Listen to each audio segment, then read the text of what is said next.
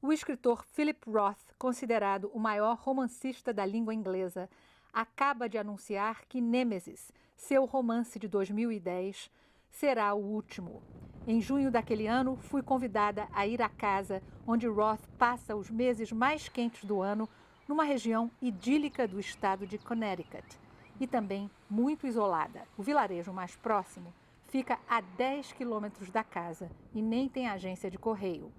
Tinha conseguido as provas de Nêmesis, a obra que agora sabemos é seu romance final. Roth é notório por se recusar a sorrir para a câmera e raramente deu entrevistas à TV. Enquanto eu dirigia, o veterano cinegrafista Sean Conaboy apreendia a usar minha câmera fotográfica, afinal ia posar de fotógrafo.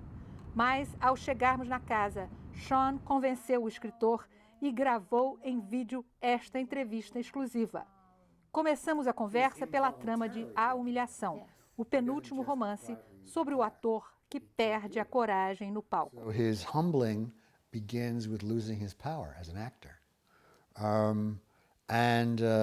Then he meets this girl, and it seems to be a rejuvenation that occurs with her, but then he's humbled again, and it's too much humbling, and he commits suicide. You've been killing a lot of people off recently. Have I? Haven't you? Tell me. Marcus? Yeah? Well, Zuckerberg doesn't die. He's going to die. He's going to die. Who else? There's a woman in my book, Every Man, who kills herself. Yes. Yeah. Well, Should we take note of that? I suppose so. I suppose so. I have, over the last 5 years, let's say, found myself surrounded by the death of my friends.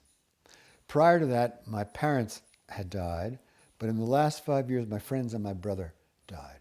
Mm-hmm. So there's a lot of death, and you spend a lot of time in cemeteries, and you spend some time writing eulogies and delivering them,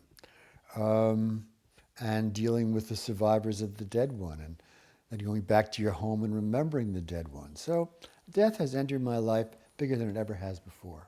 With Nemesis, is that a series of 4 novels that were bundled together? Well, they haven't been bundled together yet, except in my mind. Okay.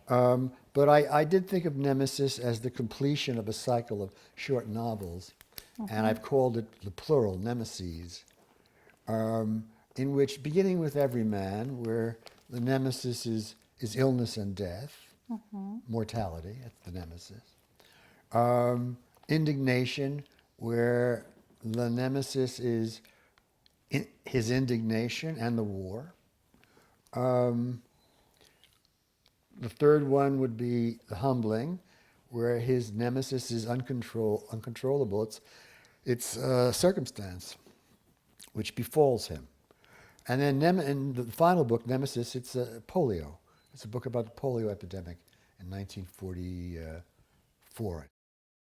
When you mentioned the humbling last year, that you had heard a story about an actor that had had stopped acting, and that scene with the green dildo, was that inspired on the story you heard?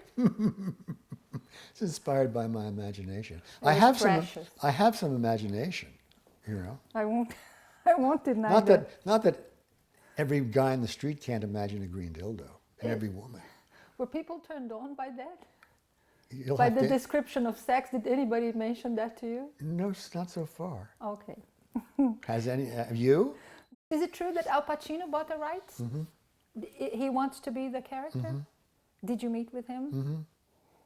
What do you think of that? Is that a good idea? He's a wonderful actor, isn't he? He's terrific. Yeah.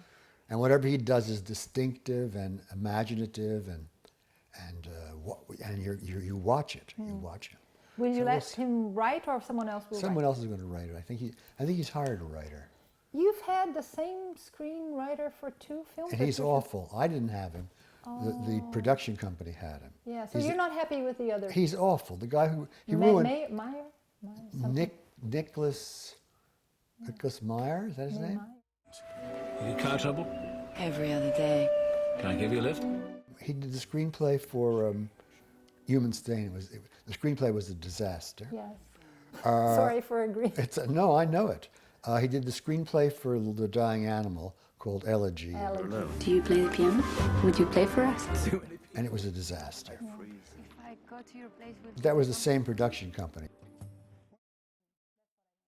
I turn music on when I go in the house to make dinner, which will be in about an hour and a half. And then I have the music on while I make dinner, while I eat dinner. Then I watch a ball game for half an hour, and then I read. Do you need silence to write? Yeah, absolutely. Absolute silence. Absolute silence. Oh. When I was living in New York, I had a lot of trouble with the places I lived.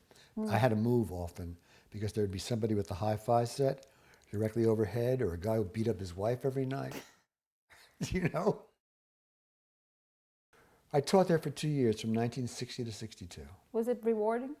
Yeah, well, I had a wife then, and I had to make a living, and I made $5,500 a year, and that was not a lot of money even in 1960. $5,500. It was always not a lot of money. But do you still believe there's too much creative writing being taught? There's an Yes, I explosion do. of that, you know Yes, that right here. And you have it? Do you have it in Brazil? Oh, now it's beginning. Now it's obviously everything. We catch everything that, that happens in America. Well, I think it's a great waste of time. Are you already at work at another book? No. No. And why do you say that you would rather write one book until you drop? Oh, I can't. The whole business of starting and completing and then starting again is hell. But don't you need to get rid of one book? No, I from now on, I just want to keep it on, keep it around, and the day I die, they can publish it. Really? Yeah.